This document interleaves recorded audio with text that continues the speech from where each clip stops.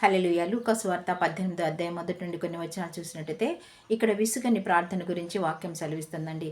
మన జీవితంలో మనకి ఎటువంటి కృంగుబాటు లేకుండా మనము కూడా విసుగకుండా ప్రార్థించినప్పుడు దేవుడు ఖచ్చితంగా మన ప్రార్థనకు జవాబునిచ్చే దేవుడు అని వాక్యం సెలవిస్తుంది. కాబట్టి ఈ వాక్యాన్ని బట్టి చిన్న పాట అండి. ప్రార్థన వలనే పయనము, ప్రార్థనే ప్రాకారము, ప్రార్థనే ప్రాధాన్యము, ప్రార్థన లేనిదే పరాజయం. ప్రార్థన వలనే పయనము, ప్రార్థనే ప్రాకారము, ప్రార్థనే ప్రాధాన్యము, ప్రార్థన లేనిదే పరాజయం.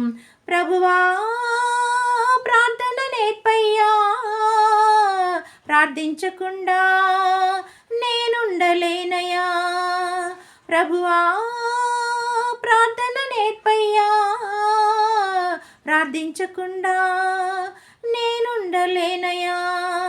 నీ పాదాలు తడపకుండా నా పయనం సాగదయా.